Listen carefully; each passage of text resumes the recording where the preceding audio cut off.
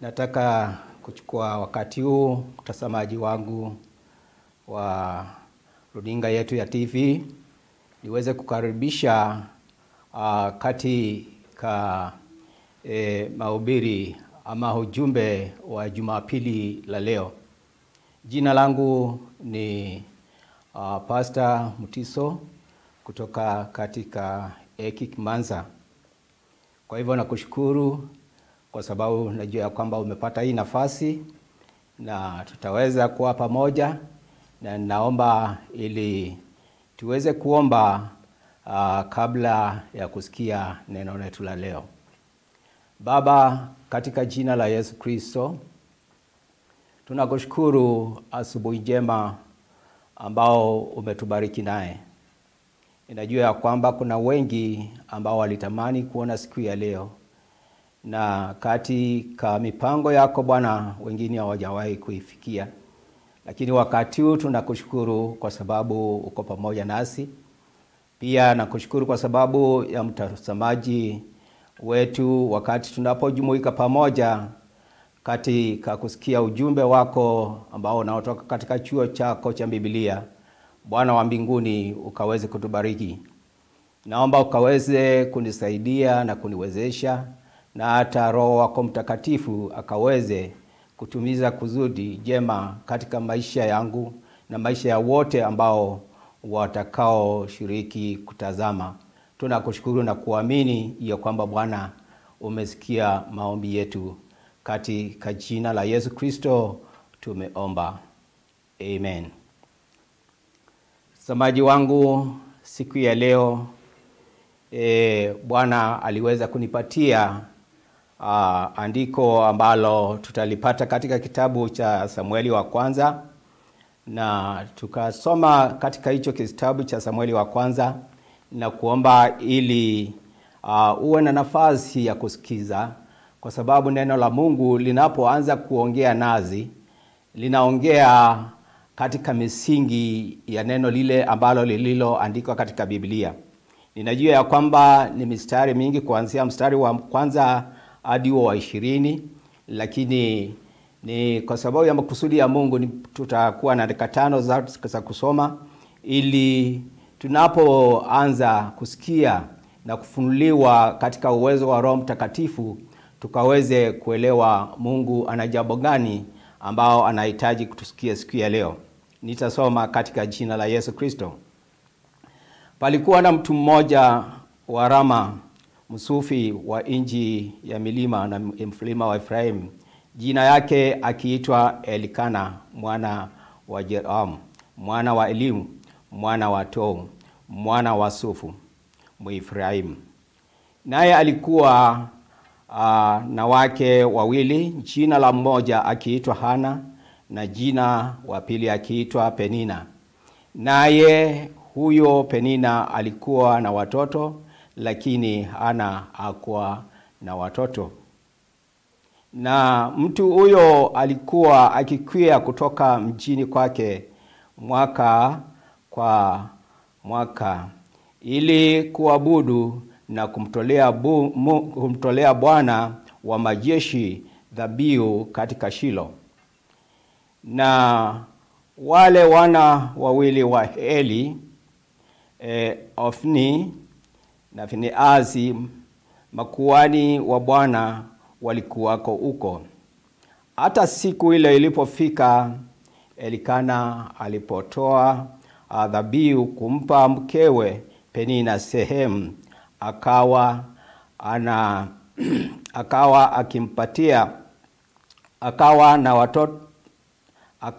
akiwampatia Penina sehemu, akawapa na watoto wake wote waume na wake sehemu zao. Lakini Ana umpa sehemu mara mbili, maana alimpenda Ana, ingawa Bwana alikuwa amefunga tumbo. Ila mwenzake umchokoza sana hata kumstikisha, kwa sababu Bwana alikuwa amefunga tumbo. Mstari wa 7 unasema, tena mmewe akafanya hivyo mwaka kwa mwaka, hapo yule mwanamke alipokuwa kwenda nyumbani mwa Bwana, ndivyo yule alivyomchokoza, basi kwa hivyo yeye akalia asile chakula. Elikana mumewe akamwambia, Ana, unalilia nini? Kwani huli chakula? Kwa nini moyo wako una huzuni? Je, mimi si bora kuliko watoto 10? Ndipo Ana akainuka alipokwisha kula na kunywa huko Shilo, naye Eli kuhani alikuwa akiketi kitini pake mwimo wa hekalu la Bwana. Naye huyo mwanamke alikuwa na uchungu rohoni mwake, akamwomba Bwana, akalia sana, akaweka nadhiri, akasema, Bwana wa majeshi, ikiwa wewe utaliangalia tezo langu mjakazi wako na kumkumbuka, wala usimsahau mimi mjakazi wako, nitakupa mimi mjakazi huko mtoto mume, ndipo mimi nitakampa Bwana huyo mtoto siku zote za maisha yake, wala wembe hautafikia kichwani kwake. Ikawa hapo alipodumu kuomba mbele za Bwana, Eli akamwangalia kinywa chake, basi Ana alikuwa akinena moyoni mwake, midomo tu ilionekana kama ananena, sauti isisikike. Kwa hiyo huyo Eli alidhani kuwa amelewa. Ndipo Eli akamwambia, je, utakuwa mlevi hata lini? Achilia bali divai yako. Hata akajibu akasema, hasha bwana wangu, mimi ni mwanamke mwenye roho ya huzuni. Mimi si kunywa divai wala kulea, ili nimeamini roho yangu mbele za Bwana. Naimimina roho yangu mbele za Bwana. Usimdhanie mjakazi wako kuwa ni mwanamke asiye kitu, kwa kuwa katika wingi wa kuungua kwangu, kusikika kwangu, ndivyo ninavyonena hata sasa. Ndipo Eli akajibu akasema, enenda kwa amani ya Mungu na wa Israeli, akujalie haya yote uliyoomba. Naye akasema, mjakazi wako naone kibali machoni pako. Basi huyo mwanamke akaenda zake, naye akala chakula, wala uzo wake au kungujamana tena. Wakaondoka asubuhi na mapema, wakasali mbele za Bwana, kisha wakarejea na kufika nyumbani kwao hata Rama. Elikana alimjua mkewe, naye Hana, naye Bwana akamkumbuka. Ikawa wakati alipowadia, Ana akachukua mimba na kuzaa mtoto mwanamume, akamwita jina lake Samueli. Akasema, kwa Bwana, kuwa nimemwomba kwa Bwana. Mtazamaji wangu, asante kwa kuwa pamoja nami katika somo hili ambalo Bwana aliponifungulia. Tutaongea sana juu ya kusudi la Mungu. Kusudi la Mungu ndio ujumbe ulio mkuu katika siku ya leo. Mara nyingi tukiangalia hicho kifungu chote kinaongea ama kinatuelekeza mpango wa Mungu ulipotimia kwa wana wa Israeli ili wakaweze kumpata Samueli, ambaye ni mmoja katika wale ambao Mungu alimtumia kama nabii kwa wana wa Israeli. Ninajua ya kwamba katika mipango yetu ya kila siku kusudi, kuna mambo fulani ambao tunakusudia kuyapata kutoka kwa Mungu. Lakini ukiangalia ya kwamba utaona ya kwamba kuanzia mstari wa kwanza hadi wa 6 tumeona hali ya familia ambao ilikuwa ya mtumishi ambaye ilikuwa ya mtu ambaye alikuwa anaitwa Elikana. Na tukiangalia hiyo familia ni familia ambayo ilikuwa na matatizo. Biblia haituambii ya kwamba yalikuwa kwa sababu walikuwa wake wawili, lakini kwa mpango wa Mungu ili atimize ahadi zake anaweza kutumia hata familia. Katika hii familia tunaona ya kwamba kulikuwa ni familia kubwa na ilikuwa na shida. Shida haikuwa ni fedha, shida haikuwa ni mapato, shida haikuwa ni kitu chochote kile ambacho wakati mwingine tunapokea. Lakini walikuwa wameishi vizuri, lakini kulikuwa katikati yao mmoja ambaye tunaona ya kwamba alikuwa anaitwa Ana. Alikuwa amefungwa tumbo lake, yaani hakuwa ana watoto. Tunajua ya kwamba kawaida na hasa katika karne na katika hali na katika utamaduni wetu wa sehemu za Kiafrika, mtu kukosa mtoto ni jambo ambalo linaloonekana ni jambo la aibu, na ni jambo ambalo unaweza kujadiliwa ama unaweza kuchekelewa kwa njia mbalimbali. Lakini katika hii hali Mungu alihitaji kutumia hiyo familia. Alihitaji kutumia familia ambayo ilikuwa ni ya laini yake ili akaweze kutimiza kusudi lake katika wana wa Israeli. Ndiposa unaona ya kwamba iwapo mmoja alikuwa hana mtoto, lakini alikuwa analia kila wakati. Kwa hivyo Mungu anapoanza kupanga mpango wa kutimiza kusudi lake, anaweza kutumia chochote kile. Anaweza kutumia familia, anaweza kutumia kanisa, anaweza kutumia kikundi chochote kile ambacho Mungu anapenda. Haijalishi kinaweza kuwa na matatizo, haijalishi kinaweza kuwa na shida za aina fulani, haijalishi kunaweza kuwa kuna kutofautiana, lakini mpango wa Mungu anapoanza kuanza Mungu yeye mwenyewe ndiye anajua. Tunaona ya kwamba kama wa Afrika hatuwezi kusema ya kwamba tunaweza kuepa shida za kifamilia. Shida za kifamilia kila wakati na zinaonekana wakati kwa wakati. Lakini ninajua ya kwamba kusudi la Mungu ni ya maana kuanza kuzingatia na kuanza kufikiria juu yake. Huyu mama ambaye alikuwa hana mtoto, kitu kimoja, shida ilitoka katika familia na ikaweza kuenda hata ikafikia shida wakati wanapoenda ili kuweza kumwabudu Mungu ama kumtolea Mungu sehemu ambao walikuwa wanaenda kuitolea, mahali ambao kulikuwa kunaitwa Shilo. Biblia inasema ya kwamba mwaka baada ya mwaka walikuwa wanaenda, lakini wakienda kuna mtu mahali ambaye ana shida, lakini naye Mungu kuna mahali anaendelea kutengeneza mpango wake katika kabila ama katika wana wa Mungu. Katika walipokwenda katika kwa maombi ama katika kusali ama kutoa dhabihu, kulikuwa na shida kila wakati. I wonder ama na hisi ya kwamba huyu mama ambaye alikuwa hana mtoto, kila mwaka ikifikia wakati wa kwenda, nafikiri shida iliweza kupanda sana ama roho iliweza kupiga sana, kwa sababu anajua jinsi atakavyoendelea kuchekelewa na kuona aibu anapoenda hata katika hekalu na akona shida.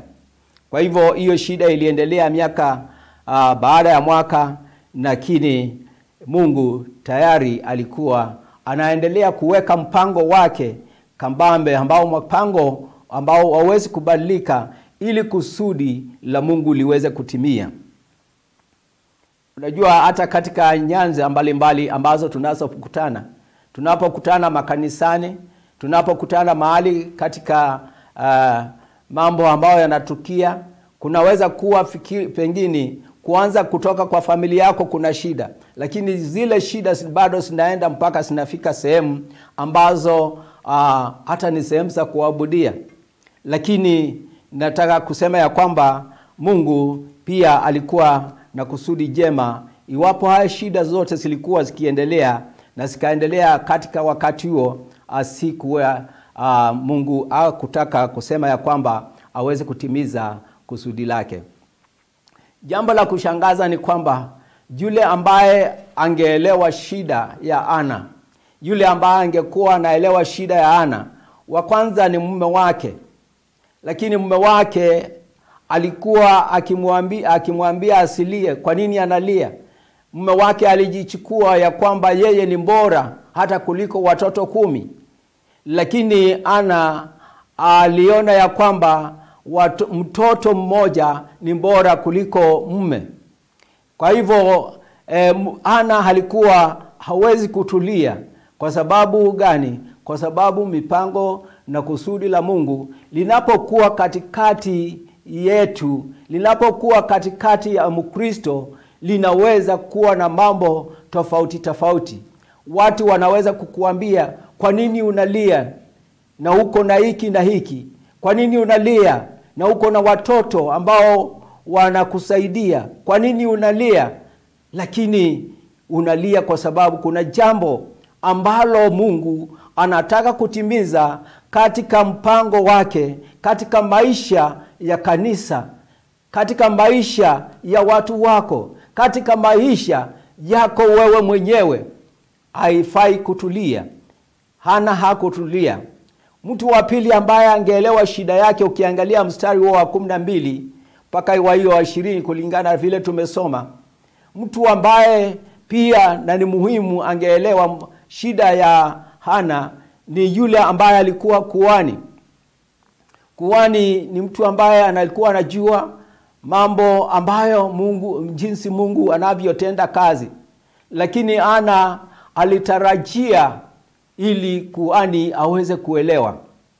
Unaposoma Biblia unaona kwamba Biblia inasema ya kwamba mstari wa 14 unasema, ndipo Eli akamwambia, je, utakuwa mlevi hata lini?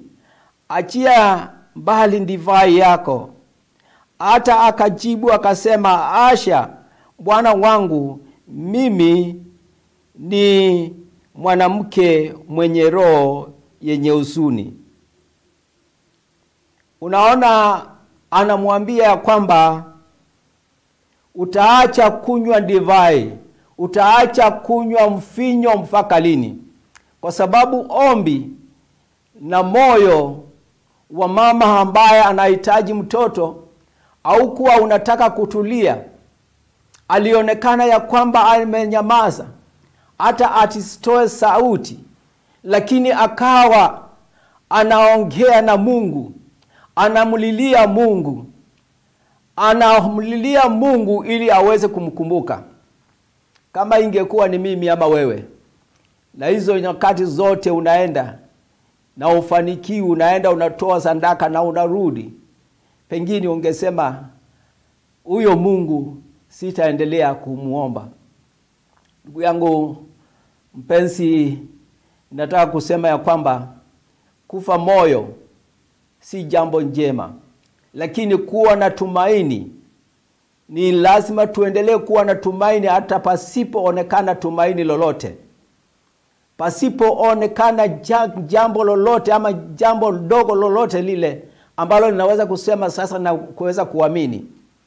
Ana aliendelea na akaendelea kuelewa ya kwamba Mungu angali ako na yeye. Eli hakuelewa. Alimkashifu kama mama ambaye aliolewa, akalewa na divai ama mvinyo mwingi. Lakini Ana, kwa sababu kusudi la Mungu lilikuwa katika moyo wake, pengine hata Ana hakujua, lakini kusudi la Mungu lilikuwa katika moyo wake. Hakuongea mabaya, hakujibu yule kuhani ya kwamba yeye amuelewi, lakini aliendelea kusema ya kwamba mjakazi wako si mtu ambaye alielewa na divai, lakini anamimina moyo wake mbele za Mungu kwa hitaji. Watu wengi wanaweza kukosa kuelewa watu wengi wanaweza kukosa kukuelewa, lakini kunaye Mungu yule ambaye ameweka kusudi njema katika maisha yako, angali anaendelea kuiangalia na kuitazama. Mtumishi wa Mungu aliposema hapo, Ana akasema, usimdhanie mjakazi wako kuwa ni mwanamke asiyefaa kitu, kuwa katika wingi wa kuungua kwangu na kusitika kwangu ndivyo nilivyosema hata sasa. Ndipo Eli akasema, enenda kwa amani, na Mungu wa Israeli akujalie hayo yako uliyoyaomba. Hiyo ni jambo ambalo linaweza kumtia moyo. Alimwambia aende na amani, aweze kumaliza maombi yake, na Mungu wa Israeli, Mungu wa Israeli aweze kumjalia. Baraka zinaweza kutamkwa na mtu yoyote yule ambaye alikuwa akuelewi.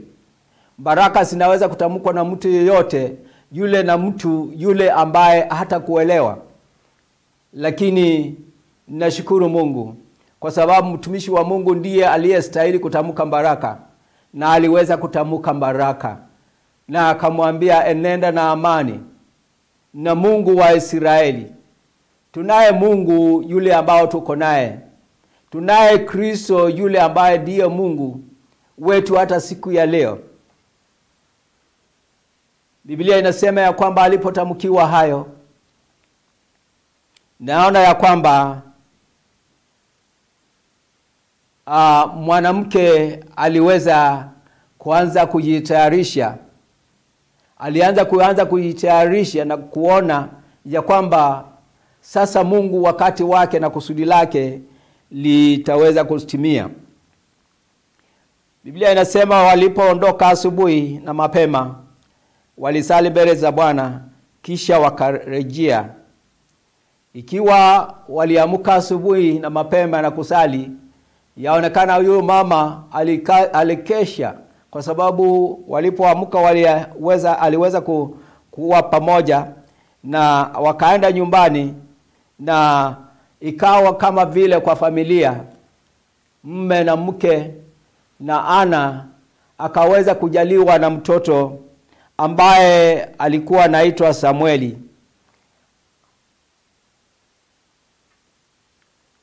Samueli ninajua ya kwamba alitimiza mpango wa Mungu katika wana wa Israeli.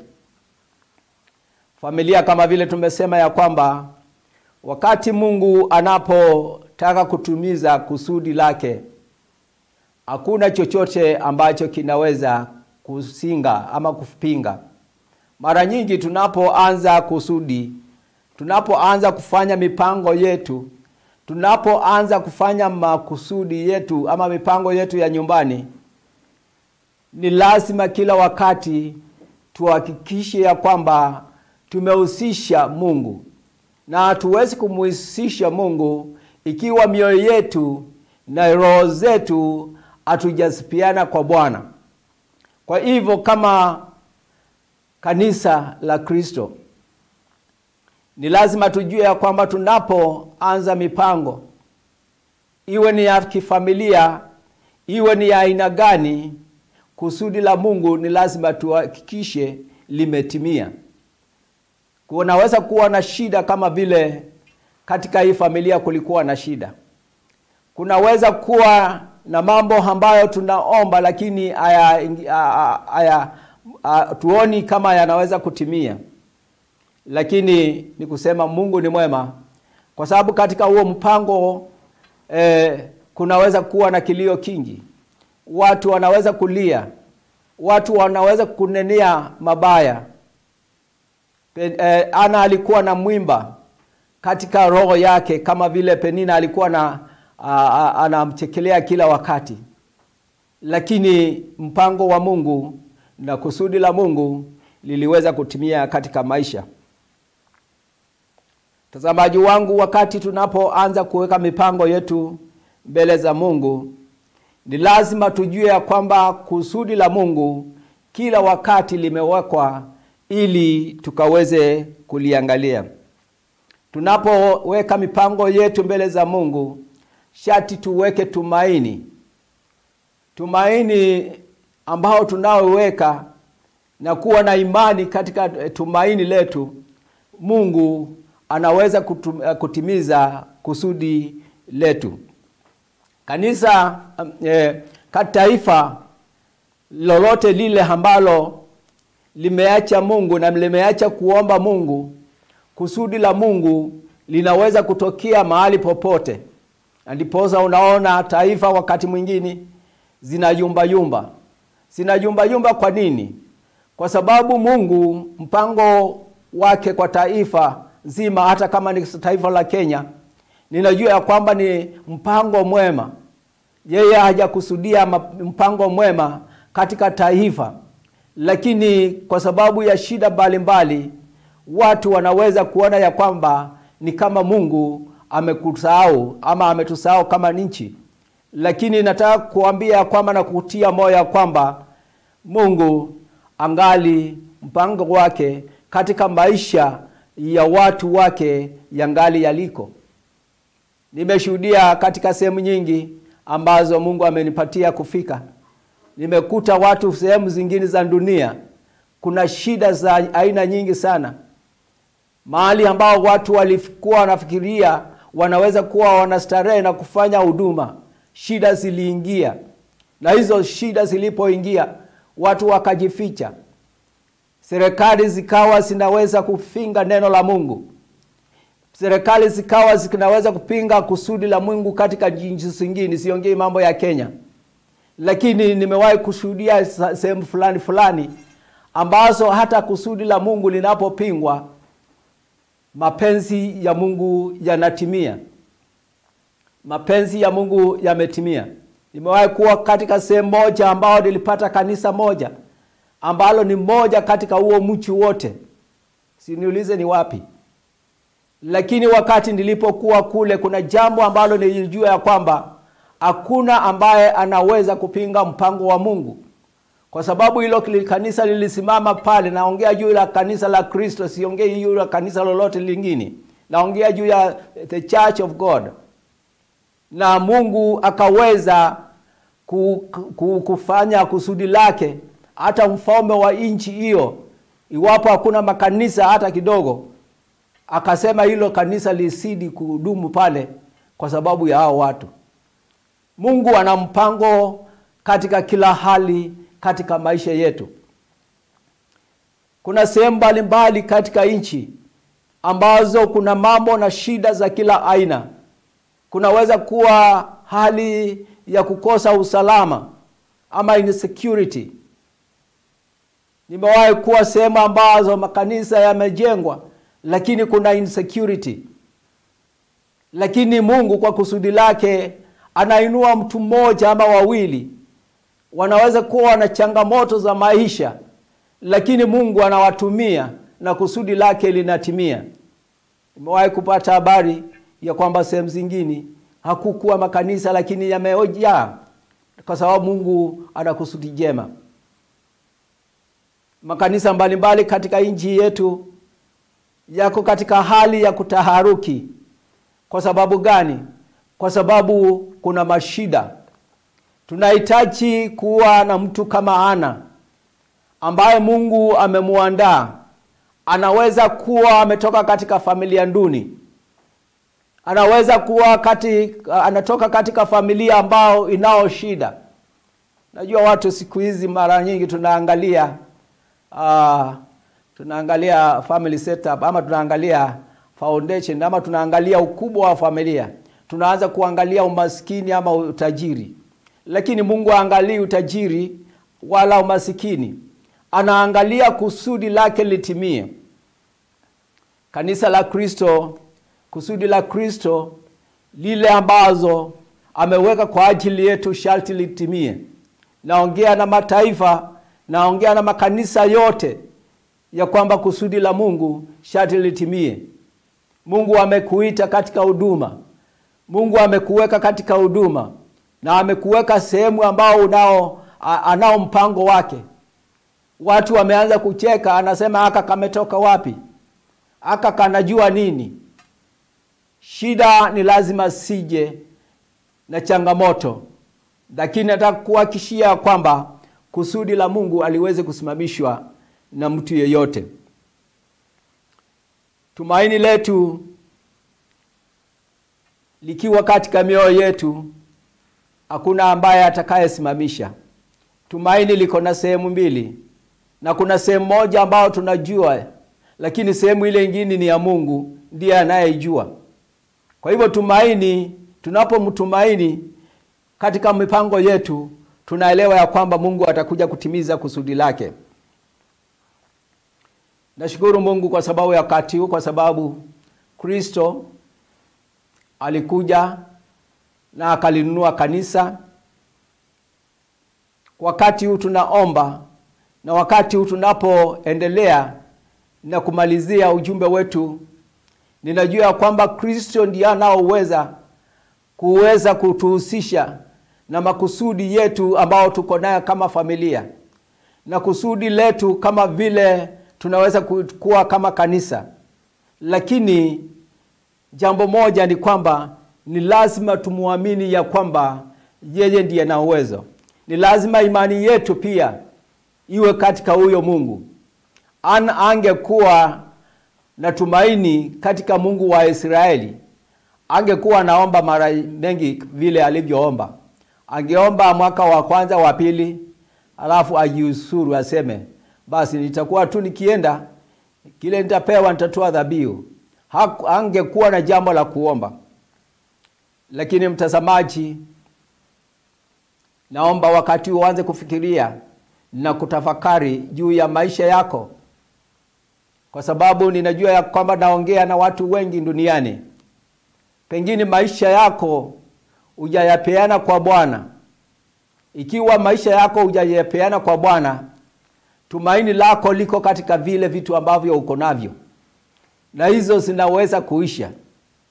Lakini unapopeana maisha yako kwa Bwana, kama vile Hana alivyomjua Mungu wa Israeli, kunao jambo na kunaye tumaini Mungu aweze kutimiza kusudi lake katika maisha yako. Na hayo kuamini ama kupeana maisha yako kwa Bwana ni uamuzi wako wewe mwenyewe ambao unaweza kuufanya, unaweza kuangalia na ujue unaweza kufanya namna gani. Kusudi la Mungu kutimia wakati mwingine inachukua wakati. Kwa hivyo inachukua kiwango ama inachukua wakati mtu ambaye anahitaji kujipeana sana ili kusudi la Mungu liweze kutimia. Lakini tukiwa na haraka, tukiwa tunataka kuomba leo na kesho tupate instant answers, hatutafikia kama Ana. Kwa hivyo mtazamaji wangu wa ujumbe huu wa Jumapili ya leo, nataka kusema ya kwamba Bwana anakuhitaji. Bwana amenituma ili nikulete hii habari ya kwamba Mungu ana kusudi njema katika maisha yako. Nimetumwa siku ya leo pia nikukumbushe ya kwamba ni sharti uweze kupeana maisha yako kwa Bwana, kwa sababu ndiye tumaini letu. Watu wengi wamejaribu kuweka tumaini lao kwa Bwana. Yeremia alisema ya kwamba alaaniwe anayeweka tumaini lake kwa mwanadamu. Yobu alisema ya kwamba hata kama atakufa, tumaini lake ataliweka kwa Bwana. Na mwisho kabisa, Kristo ndio tumaini letu. Kristo ndio tumaini la maisha yetu. Ndiposa Mungu aweze kutimiza kusudi lake katika maisha yetu. Kwa hivyo naomba siku ya leo Bwana akaweze kutenda mwema. Naomba siku ya leo Bwana akaweze kutubariki na tukaweze kuendelea kumtumaini huyo Mungu. Kama vile tumesoma juu ya familia ya Elkana, kama vile tumeona ya kwamba amekuwa na familia, lakini kupitia kwake tunaona ya kwamba kusudi la Mungu lilitimia kwa wana wa Israeli. Mungu amekuweka katika nyumba yake ili kusudi la Mungu liweze kutimia. Naweza kuwa wewe ni mchungaji kama mimi, na uko katika kanisa na Mungu amekuweka pale, na unakimbia na mbio ambazo ni za kwako ili kusudi la Mungu litimie. Haitawezekana. Inahitaji moyo uliofunjika, inahitaji moyo ulio na uvumilivu, inahitaji moyo ulio na kutazama Mungu aliye hai, inahitaji moyo wa kuangalia Mungu na kuzingatia ili kusudi la Mungu liweze kutimia. Na kusudi la Mungu likitimia katika maisha yetu, Mungu atazidi kutubariki na atazidi kutenda wema katika maisha yetu. Tazamaji, nitakomea pale kwa sababu ninajua kwamba Bwana ameweza kunipatia kile ambacho nilikuwa nikupe, na ninakuomba ukazidi kuendelea kusoma Biblia, na kuomba ukazidi kuendelea kujifunulia Biblia na kusoma. Watu wengi wametegemea tu kusikia kutoka kwa watu, lakini Biblia iliyo chuo cha Mungu ndio inaoweza kukuangazia na kupatia nyanja mbalimbali za maisha yako, ili kusudi la Mungu lisidi kuotimia katika maisha yetu.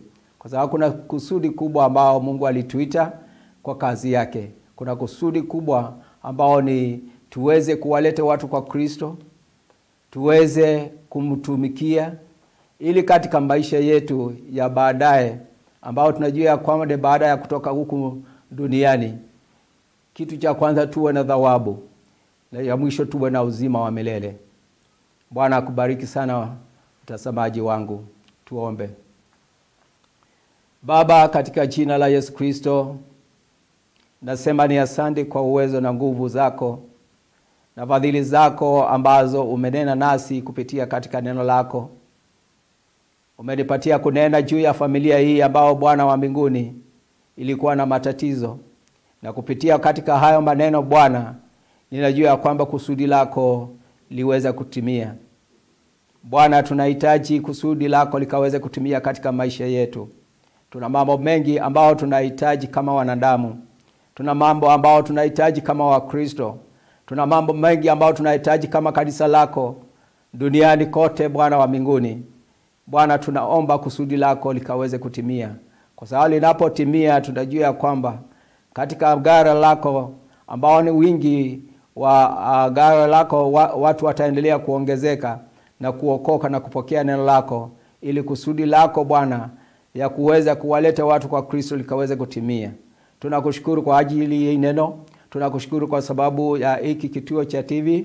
Tunakushukuru kwa wote ambao wanaoongoza, ili Bwana pia ukawabariki. Na katika yote Bwana wa mbinguni, tunasema mapenzi yako yakaweze kutimia, na huduma hii Bwana ikaweze kusimama kwa sababu ya mapenzi yako, ili kusudi lako lisidi kuendelea kutimia katika maisha yetu. Nasema ni asante kunisaidia kunena, kunisaidia hata kwa ufasaha na kuweza kutafakari yote ambao Bwana Roho Mtakatifu anaendelea kunena, ambaye aliendelea kusudia katika maisha yetu. Nasema ni asante, nasema ni asante, na ni katika jina la Yesu Kristo tumeomba. Amen.